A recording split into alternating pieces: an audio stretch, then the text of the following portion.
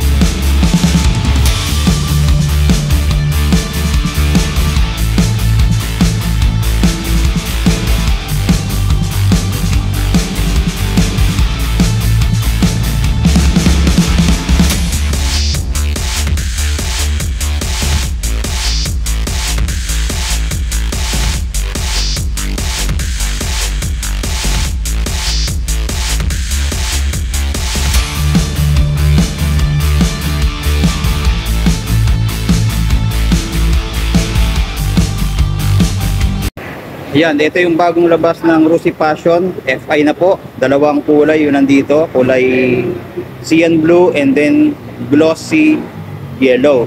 So makita natin, same pa rin yung forma, no, yung sa card at yung pinaka-design nito. Na iba lang yung decals at yung fuel system. So makita natin yung decals, ganito yung decals ng FI. Ayan, 125, may nakalagay na sport. Then Rusi, meron siyang decals na black, ayan, lining. Then dito sa likod, meron din, may black dito. Then yung passion niya, ayan makita nyo, emblem, and then may FI na po na nakasulat na kulay red. So ganoon din dito sa kulay cyan blue, ayan, yung passion FI. Yung decals naman niya, ganito, kulay orange, 125, then sport. Then yung Rusi niya sa gilid, then may lining na orange yan, kabilaan, no? Yan. So doon yung matitrace yung FI. Tapos dito makita natin yung FI Euro 4 dito.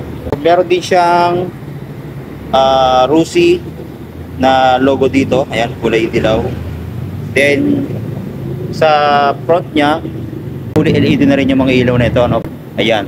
So wala ka nang papalitan dyan dahil malakas na rin yung buga na itong ganito, no? Tapos yung signal light niya dito, ito nasa side na to, no? Yan, LED na rin. Then pagdating dito sa kanyang panel ay naka-analog pa rin siya. So magkamukha pa rin sila nung analog nung carb type, no? Pero makikita natin dito yung kanyang engine check dito. So, indication na FI po ito. Yan. Meron siya ditong turn signal light indicator, yung sa headlight, sa fuel, meron siya. Then yung RPM gauge and then yung odometer. Then sa mga switch, meron siyang high and low. Yan. Then kusina. Turn signal light, meron din siyang hazard. Katulad dun sa Rusiflex natin. No? Pagka galing ka dito, then ni left side, ni right side mo, mag-hazard na yan. Then dito meron siyang kill switch, bukasan ng mga ilaw, then yung electric starter dyan. Pagdating dito, standard key, eto. So nailalak din siya pagka nile-left side yung manibela, no? So pag ganun, nalalak din siya. So basic lang naman yung function ng mga ganitong scooter. Then may packet din siya, dalawa. Balit dito, dito malaki. So wala siyang USB charging port dito na palagay, ano.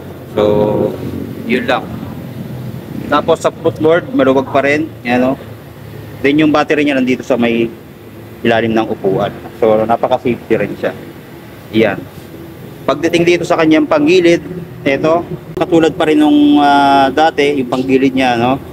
Kickstarter, ito yung kanyang airbox.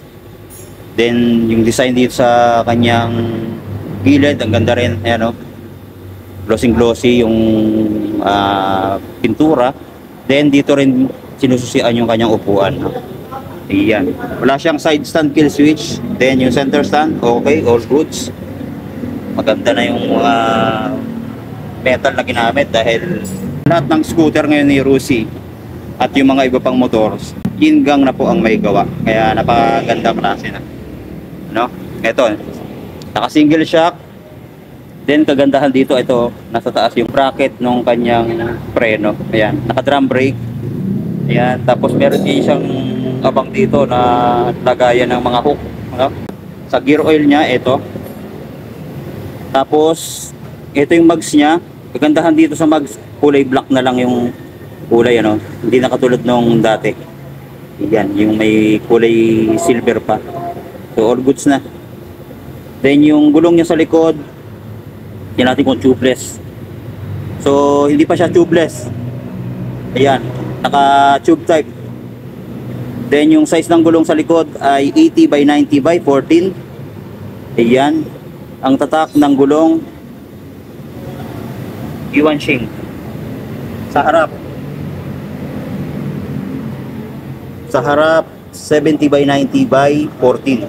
Yuanqing din. Then yung kanyang disc brake sa harap, ito. Yan. So round shape, 3mm. Then naka dual path caliper siya. Telescopic fork na kulay black. Then lagi namang may logo dito ng Rusi at sa kanyang sa mga fork ng motor ng Rusi, no. Ayan.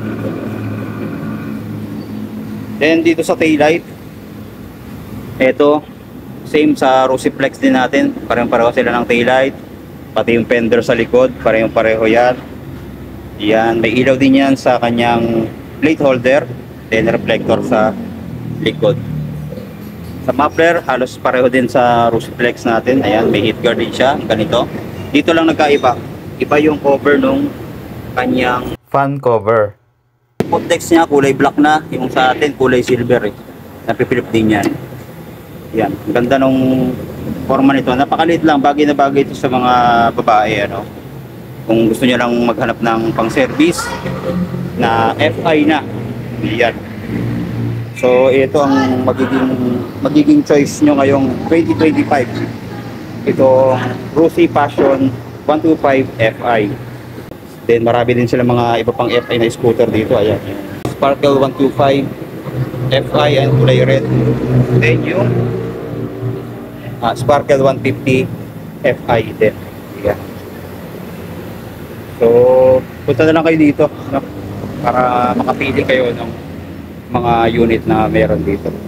Meron din silang flash 150, flame 150, yung 4 bulbs, KRY 200, gamma. Ito yung gamma, no? Baka may naghanap ng gamma 200. Yan, 64,500, 5,000 down payment, 36 months, 2,850. Yan. So alam nyo na yung price, na i-post ko na yan. So pakita ko ulit sa inyo, no? Ayan. Sa mga nagbabalak kumuha, mga kapatid, punta na kayo dito sa kanilang branch sa Rusi, May Kawayan, Bulacan branch. So maraming salamat po ulit. God bless and stay safe.